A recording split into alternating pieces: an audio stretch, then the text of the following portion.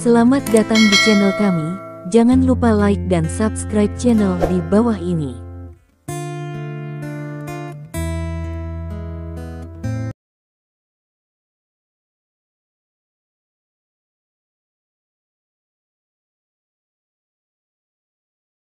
Bab 901. Direktur Gong tampak sedikit malu. Tapi dia lebih bingung. Bisakah Sekretaris Du keluar sendiri? Dokter yang ditangkap itu benar-benar dokter biasa. Apa-apaan ini? Jadi dia berbisik, Sekretaris Du, bisakah Anda mengambil langkah untuk berbicara?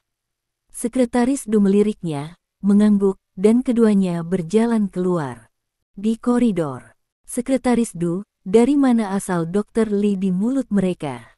Direktur Gong bertanya dengan suara rendah. Sekretaris Du meliriknya dan tahu bahwa jika dia tidak membiarkan orang ini mengetahui keseriusan masalah ini, dia tidak akan mencoba yang terbaik untuk melakukannya. Saat ini, dia berkata dengan sungguh-sungguh, kamu hanya bisa memperlakukannya sebagai masa depan Huaxia TCM kami. Jika dia meninggal, Huaxia TCM kami akan sepenuhnya menurun, dan tidak akan ada kemungkinan untuk bangkit kembali. Petik 2. Ia menceritakan secara singkat peristiwa seminar dan pertemuan pertukaran TCM Forum. Menteri menanggapinya dengan sangat serius. Jika dia benar-benar terlibat dalam pembunuhan ini, maka dia pantas mendapatkannya. Petik 2. Sekretaris Du berkata dengan suara yang dalam, namun, jika dia dianiaya dan dapat dijebak, dia harus ditangani dengan serius dan dia tidak dapat dilukai sama sekali, mengerti? Sekretaris Du, jangan khawatir, saya akan segera memeriksanya. Petik 2. Direktur Gong dengan cepat berkata. Sekarang dia akhirnya tahu mengapa Sekretaris Du akan datang ke sini secara pribadi. Kemunduran pengobatan Tiongkok sekarang menjadi hal yang terkenal.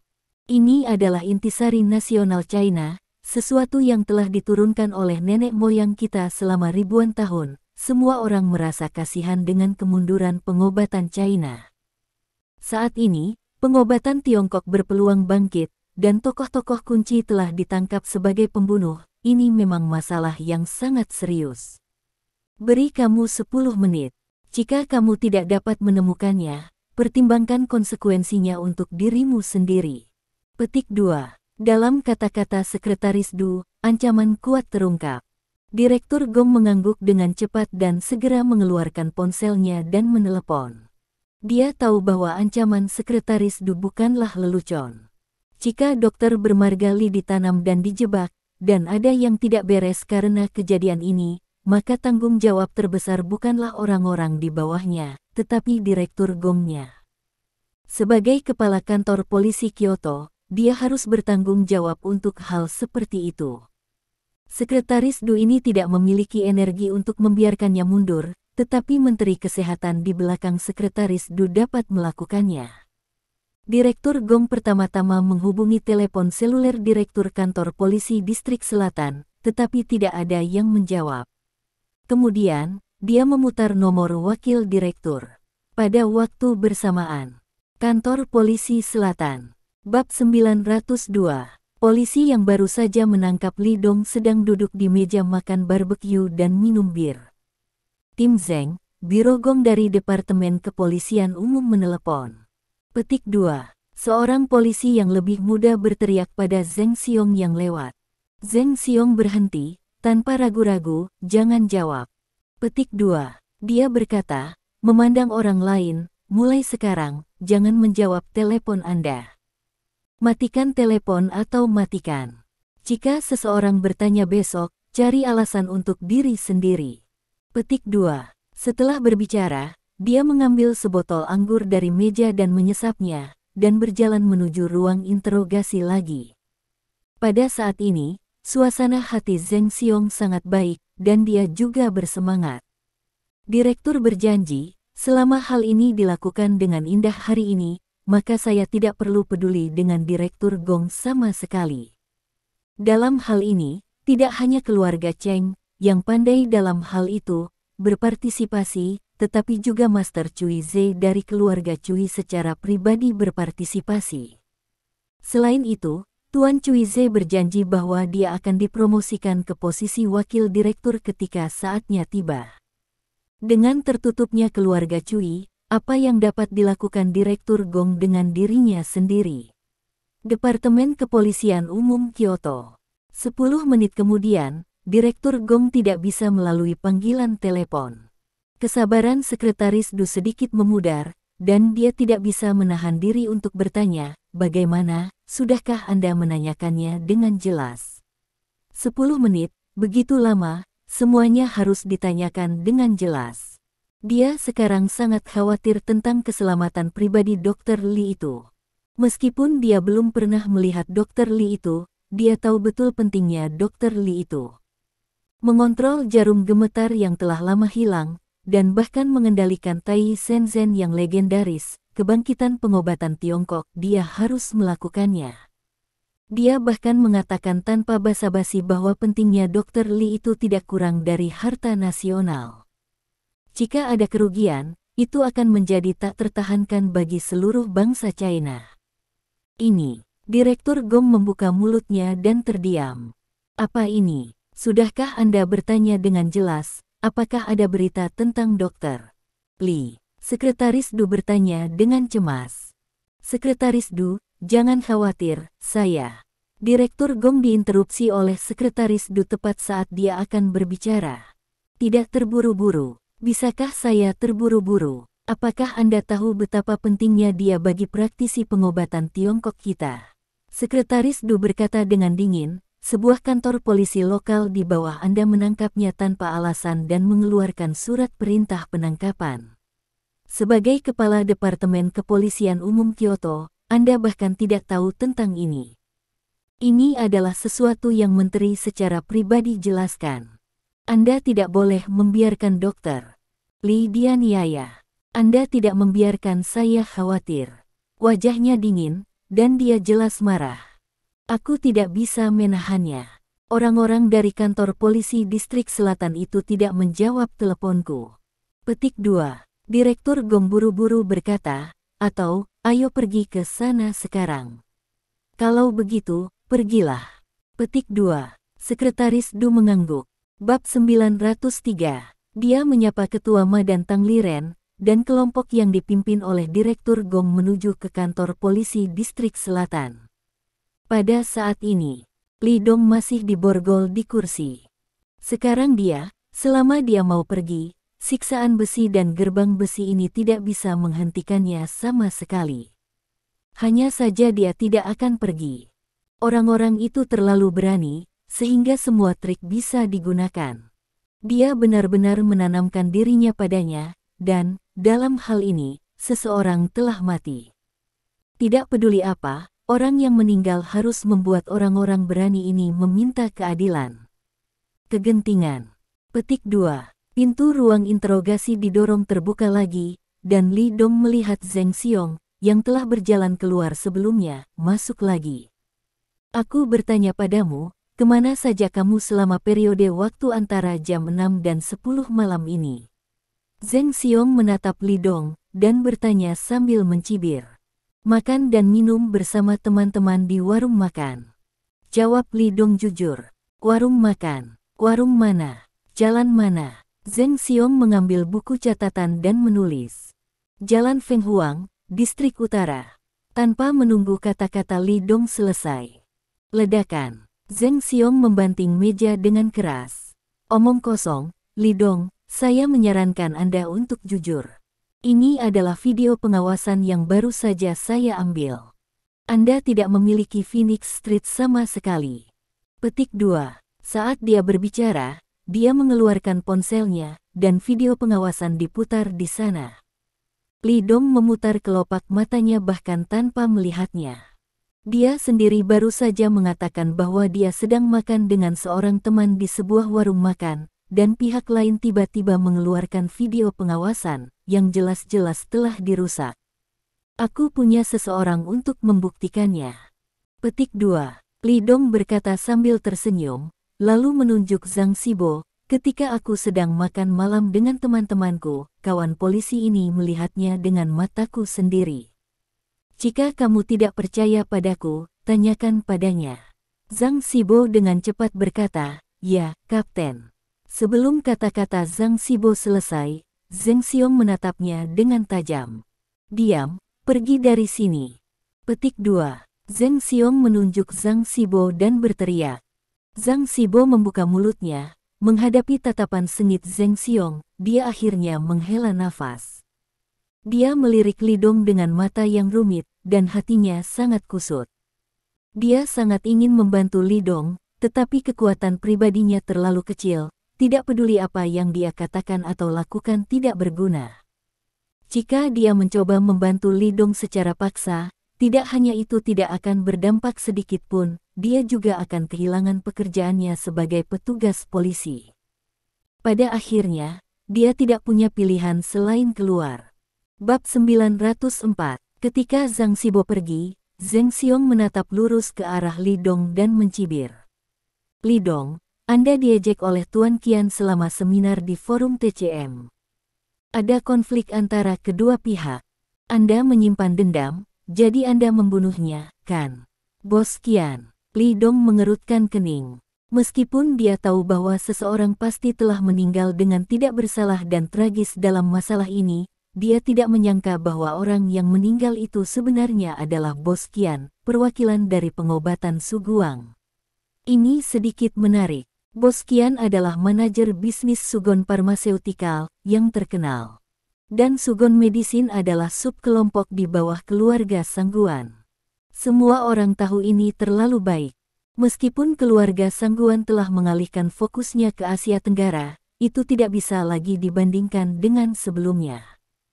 Namun, itu tidak sebanding dengan raksasa biasa.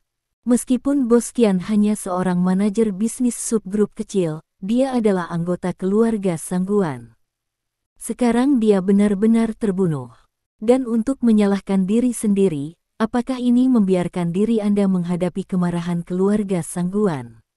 Ketika Li Dong memikirkan hal ini, sudut mulutnya sedikit melengkung. Dia menjadi semakin yakin bahwa keluarga Cui pastilah yang berada di belakang kali ini. Karena di utara, hanya keluarga Cui yang sangat membencinya. Keluarga Cui juga lebih sadar akan hubungan mereka dengan keluarga Lin. Jelas, pihak lain membiarkan dirinya memprovokasi keluarga Sangguan, dan keluarga Lin harus menghadapi kemarahan keluarga Sangguan. Ya, Bos Qian, manajer bisnis grup farmasi Suguang, jangan bilang kamu tidak mengenalnya. Petik 2. Zheng Xiong mengambil foto dan melemparkannya ke depan Li Dong. Orang di foto itu adalah Bos Qian, dan itu juga foto yang diambil pada pertemuan pertukaran kuliah forum. Foto itu dengan jelas menunjukkan Bos Qian menunjuk Li Dong dan berdebat dengan keras. Orang yang cerdas mengetahui bau mesiu di kedua sisi secara sekilas. Yah, aku pernah melihatnya. Tapi aku tidak mengetahuinya, kata Li Dong ringan. Hah, kau tidak tahu. Zheng Xiong mencibir, itu karena kamu bentrok dengannya di pertemuan pertukaran obat Tiongkok, dan karena dia mengatakan beberapa hal buruk kepadamu, apakah kamu menyimpan dendam? Kamu bilang kamu tidak mengenalnya. Li Dong hanya tersenyum dan tidak berkata apa-apa. Karena dia tahu betul bahwa orang-orang ini telah menjelaskan bahwa mereka ingin melibatkan diri. Bab 905. Tidak peduli apa yang mereka katakan, pihak lain tidak akan mendengarkan, mereka hanya ingin memaksakan diri untuk mengaku bersalah dan memenjarakan mereka. Namun, Li Dong juga harus mengakui bahwa meskipun metode ini tidak terlihat, itu sangat berguna. Jika dia hanya seorang dokter biasa dan jatuh ke tangan orang seperti itu akan menjadi ide yang buruk untuk setiap hari, dan tanah tidak akan berfungsi, dan dia akan dibiarkan dalam belas kasihan mereka. Namun sayangnya, baik Zheng Xiong maupun keluarga Cui tidak mengetahui identitas aslinya. Identitas Dewa Perang Timur adalah dukungan terbesar Li Dong. Tentu saja, jika keluarga Cui tahu identitas asli Li Dong, bahkan jika mereka memberi mereka 100 keberanian, mereka tidak akan berani melakukannya. Anda tahu, adalah kejahatan untuk tidak menghormati Dewa Perang dan menjebak Dewa Perang. Zheng Xiong melanjutkan, sore ini, Orang ini sedang dalam perjalanan kembali ke perusahaan farmasi Suguang, dan kamu, yaitu, ketika kamu berbohong bahwa kamu sedang makan dengan teman-temanmu, Bos Kian entah bagaimana menghilang. Kami menemukannya di semak-semak tidak jauh dari sini. Mayatnya. Petik 2. Dengan mengatakan itu, Zheng Xiong mengambil foto lain. Itu adalah adegan di mana pihak lain berbaring di semak-semak, tenggorokannya telah dipotong sepenuhnya. Dia melemparkan foto itu ke atas meja dan berkata dengan tajam, "Li Dong, apalagi yang ingin kamu katakan? Bagaimana Anda membuktikan bahwa saya membunuh orang?" Li Dong tersenyum dan bertanya, "Mungkinkah kamu baru saja menghukumku seperti ini? Apakah kamu masih keras kepala?" Zheng Xiong membuka video dari telepon lagi. "Buka matamu dan perhatikan baik-baik. Orang-orang mendapatkan barang curian, apalagi yang harus kamu katakan?" Li Dong menoleh. Dalam video di telepon pihak lain, ada seseorang dengan sosok yang sama, gaya rambut yang sama, dan bahkan pakaian yang sama. Pria itu membawa karung, menyelinap ke semak-semak secara diam-diam, lalu menuangkan mayat dari karung, melemparkannya ke semak-semak, dan kemudian dengan cepat menghilang ke dalam malam. Li Dong tiba-tiba tersenyum. Sepertinya orang ini cukup siap. Tapi tekniknya masih terlalu lembut. Jika dia melakukan ini sebagai gantinya, orang yang menggantikannya pasti akan menunjukkan wajah samping. "Li Dong, saya sekarang mewakili kantor polisi di distrik selatan Kyoto, menuduh Anda berpartisipasi dalam kasus pembunuhan dan secara brutal membunuh Bos Zener, manajer bisnis grup farmasi Sugon. Sekarang saya akan memenjarakan Anda sesuai dengan hukum." Petik 2. Sambil berbicara, Zheng Xiong mengeluarkan bantalan tinta dan mengambil inisiatif untuk menutupi jari Li Dong. Selama bantalan tinta ini ada di tangan Li Dong, maka Li Dong setara dengan mengakui kejahatan ini. Li Dong memandang Zheng Xiong, yang semakin dekat, dan matanya menyipit. Karena pihak lain ingin melibatkan dirinya dengan cara ini, dia hanya bisa menggunakan metode ekstrim untuk menghadapinya. Tepat ketika Li Dong hendak melepaskan borgolnya, "Chang Dan!" Suara keras tiba-tiba datang, dan pintu ruang interogasi ditendang terbuka. Ekspresi Zheng Xiong terkejut ketika ruang interogasi ditendang terbuka. Bab 906. Dia menoleh dengan tiba-tiba dan melihat tim polisi dengan peluru tajam menyerbu masuk. Masing-masing polisi ini mengenakan seragam anti-terorisme dan diperlengkapi dengan sangat baik. Pada saat ini, moncong hitam yang tak terhitung jumlahnya diarahkan ke Zheng Xiong, dan napas pembunuhan menyebar. Zheng Xiong hampir takut untuk buang air kecil, dan langsung jatuh ke kursi. Mata polisi muda lainnya melebar dan wajahnya terkejut. Apa yang sedang terjadi di sini? Bagaimana? Apakah orang itu ada di dalam? Suara cemas Daikuan datang dari luar ruang interogasi. "Tuan Li, apakah Anda baik-baik saja?" Seorang petugas polisi yang memimpin tim berjalan cepat dan membuka borgol Li Dong. Li Dong meliriknya. Semua petugas polisi yang datang tiba-tiba adalah anggota Departemen Kepolisian Kyoto. "Tidak apa-apa." Li Dong menggelengkan kepalanya. "Tidak apa-apa, Tuan Li. Anda tidak tahu. Saat ini, Direktur Gong kami sedang terburu-buru." Petik 2. Petugas polisi itu tersenyum. "Sutradara Gong." Li Dong tersenyum sedikit dan bertanya, "Siapa yang memberitahumu bahwa aku ada di sini?" "Sekretaris Du dari Menteri Kesehatan, Ketua Ma dari Asosiasi Pengobatan Tiongkok, dan lainnya. Mereka berada di belakang Direktur Gong dan akan berada di sana nanti." Petik 2. Kata polisi itu cepat. Li Dong terkejut sejenak, tapi kemudian lega. Dia dibawa pergi oleh Zheng Xiong, dan Daikuan dan Zhang Min melihatnya dengan mata kepala sendiri. Tidak diragukan lagi, pasti Daikuan dan yang lainnya yang mengambil inisiatif untuk menemukan Ketua Ma dan yang lainnya, kemudian menghubungi tingkat tinggi Kementerian Kesehatan, dan menggunakan hubungan mereka untuk menemukan Departemen Kepolisian Umum. Li Dong tidak terkejut, karena dia sangat menyadari pentingnya Dewa Tai bagi industri pengobatan Tiongkok. Jika itu dia, Mengetahui bahwa praktisi pengobatan Tiongkok memiliki keterampilan khusus untuk melakukan akupuntur tai, dia juga akan menggunakan semua hubungan untuk melindungi pihak lain. Ini tentang warisan Saripati nasional, perkembangan pengobatan Tiongkok, dan bahkan kehidupan ribuan orang. Zheng Xiong melihat kedatangan polisi yang tiba-tiba, bibirnya bergetar, kamu, siapa kamu? Petugas polisi yang memimpin di Departemen Kepolisian Umum mendengar kata-katanya dan tiba-tiba berteriak. Sombong, saya Liu Biao, Kapten Tim Polisi Kriminal pertama dari Departemen Kepolisian Umum Kyoto. Saya ingin bertanya apa yang ingin Anda lakukan. Saya sedang menginterogasi tersangka kriminal. Adalah ilegal bagi Anda untuk masuk secara langsung dan membebaskan tersangka kriminal secara pribadi. Petik 2. Zheng Xiongqiang menahan hati yang gemetar dan berkata dengan keras. Dia tidak menyangka akan ada begitu banyak orang di kantor polisi umum sekaligus. Bahkan tim polisi kriminal datang, dan mereka masih bersenjata lengkap. Pertarungan besar, hanya untuk menyelamatkan dokter kecil ini. Bab 907.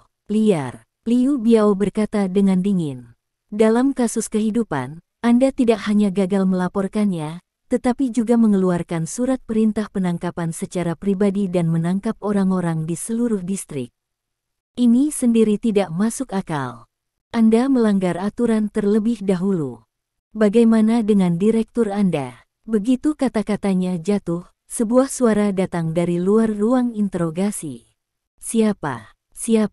Dengan postur tubuh yang begitu besar, untuk memaksa pistol ke kantor polisi. Saat suara itu jatuh, pria paruh baya dengan pakaian biasa masuk. Pria paruh baya berpakaian preman memandang petugas polisi kriminal dari Departemen Kepolisian Umum ini, kelopak matanya berkedut. Sejujurnya, dia tidak menyangka dokter kecil ini akan mengizinkan detasemen polisi kriminal Departemen Kepolisian Umum untuk datang.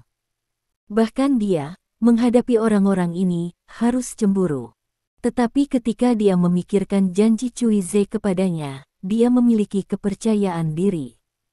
Dia melirik Zheng Xiong dan mengerutkan kening, Zheng tua, ada apa?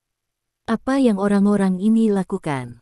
Direktur. Petik 2. Ketika Zheng Xiong melihat pria parubaya itu, dia merasa percaya diri. Dia menunjuk Lidong dan berkata dengan keras, orang ini adalah tersangka kriminal dalam kasus pembunuhan. Buktinya sekarang sudah meyakinkan. Saya baru saja diinterogasi sebentar ketika petugas polisi kriminal dari Departemen Kepolisian Umum ini menyerbu masuk. Petik 2. Oh, pria paruh baya itu memandang Liu Biao, semuanya, bahkan jika Anda adalah polisi kriminal dari Departemen Kepolisian Umum, Anda tidak bisa masuk begitu saja ke tempat saya dan melepaskan tersangka secara pribadi, kan? Jika masalah ini dilaporkan kepadamu, itu bukan hal yang baik untukmu. Petik 2. Mengapa Anda mengatakan bahwa Dr. Li membunuh seseorang, Dai Kuan, yang tiba di sini lebih dulu dengan detasemen polisi kriminal, mau tidak mau berbicara? Dia adalah dokter yang baik dan pria yang baik. Dia tidak akan pernah membunuh. Kamu tidak bisa salah orang seperti ini. Petik 2. Orang baik, salah. Pria paruh baya itu mencibir, tetapi mengabaikan Dai Kuan. Dia memandang Liu Biao dan berkata dengan sungguh-sungguh, bagaimana? Jika Anda ingin membawanya pergi, maka saya hanya bisa melaporkan.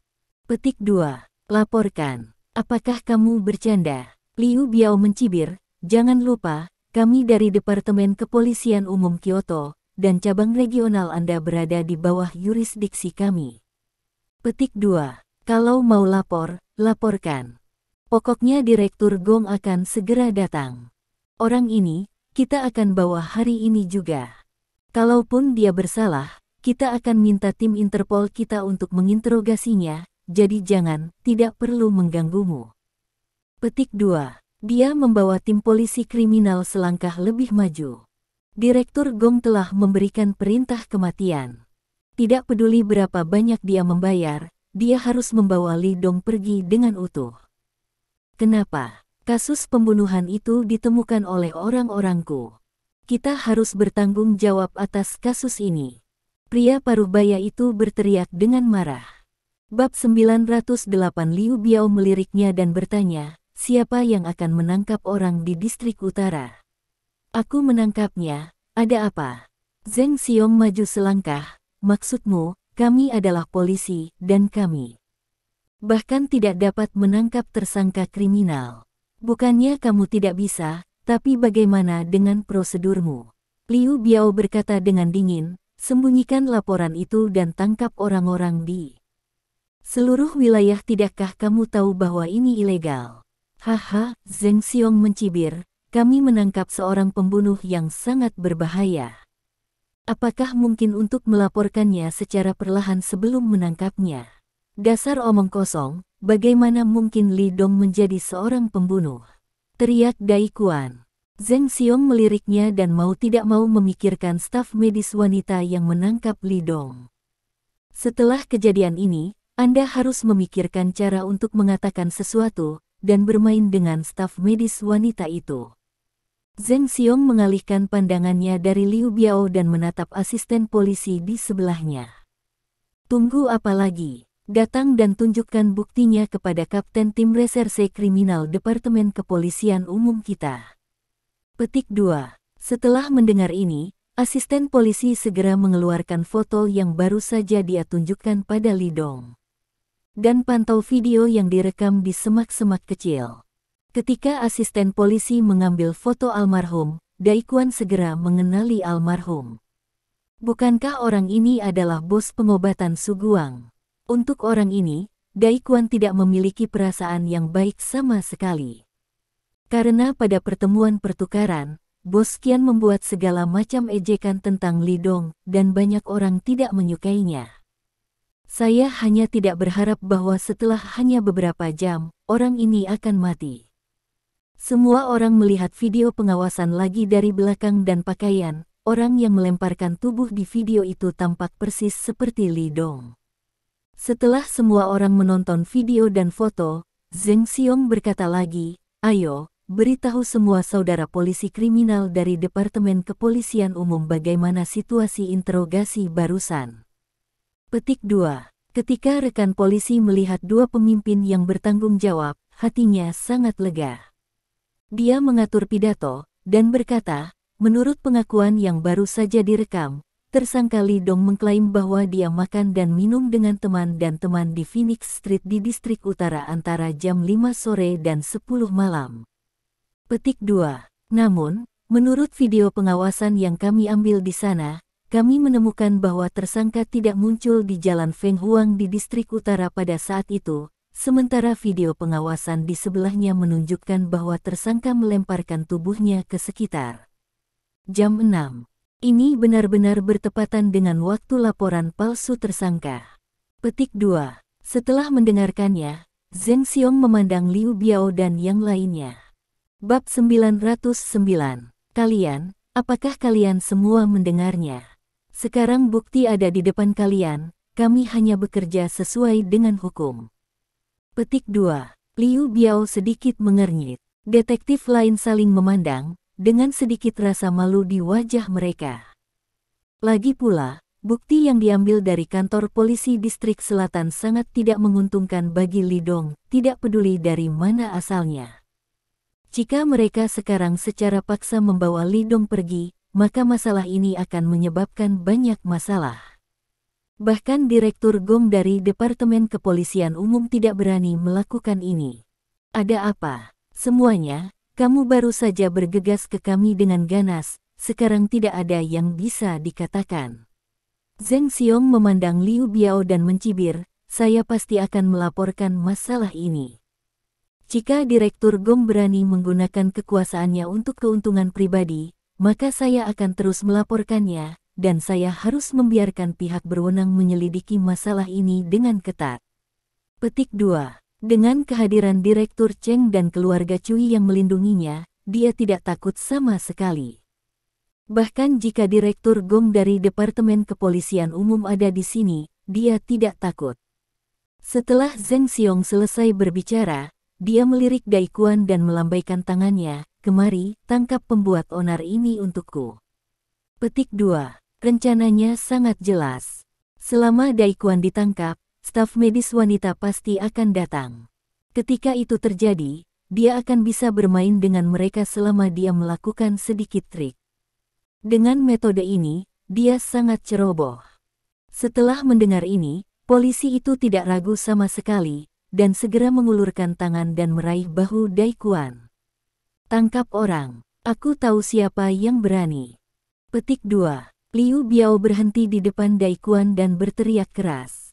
"Mengapa? Apakah orang-orang di kantor polisi umum Anda merasa lebih berkuasa daripada polisi di cabang kami?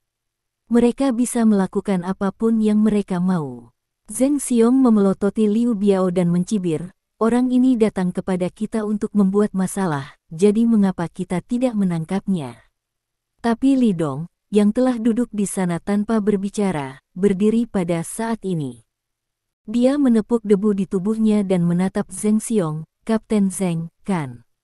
Kamu penjahat, apalagi yang ingin kamu katakan?" Zheng Xiong melirik Li Dong dan mencibir. Bukti hari ini semuanya telah dipalsukan. Malam ini, dia yakin bahwa dia akan mengakui kesalahannya dan memasukkannya ke dalam tahanan, dan kemudian mengirimnya ke pusat penahanan. "Saya seorang kriminal atau bukan, saya akan sampai pada kesimpulan nanti, tetapi saya punya 2 saran untuk Anda." Petik 2. Li Dong menggelengkan kepalanya. "Oh, saran apa?" Zheng Xiong seperti seorang pemenang, memasang tampang hormat. "Pertama." Petik 2. Li Dong mengulurkan jarinya, "Jangan pernah percaya kata-kata tuan muda yang kaya dan bosmu itu, mereka tidak akan pernah melakukan 99% hal yang mereka janjikan padamu." Petik 2. Bab 910. Setelah mengatakan ini, wajah Zheng Xiong sedikit berubah. Wajah Direktur Cheng juga sedikit berubah. Kedua. Petik 2. Li Dong mengulurkan jari lagi, "Saat memalsukan bukti di masa depan, ingatlah untuk lebih memperhatikan beberapa detail." Petik 2. Ketika kata ini jatuh, semua orang yang hadir terkejut. "Apa yang Anda maksud dengan ini?" Zheng Xiong mengerutkan kening. "Yang saya maksud sudah jelas. Dalam bukti video Anda memalsukan, meskipun sosok, penampilan, dan pakaian orang yang melemparkan tubuh itu sama dengan saya."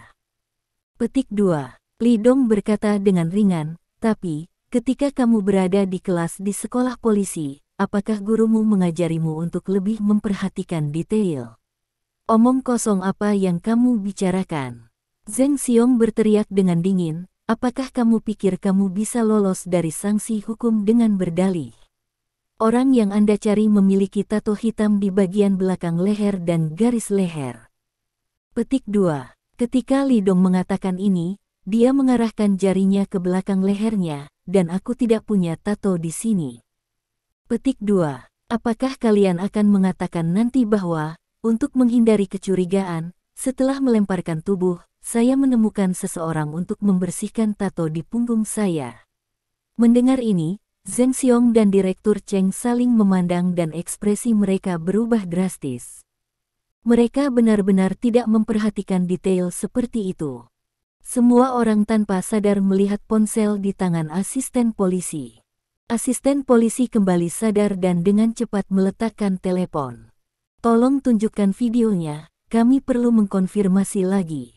Liu Biao menatap asisten polisi itu dan berkata dengan suara yang dalam, "Kalian hanya menontonnya." Zheng Xiong berjalan ke asisten polisi dan memblokir asisten polisi di belakangnya, "Di mana saya tahu jika Anda berniat untuk menghancurkan bukti dengan sengaja."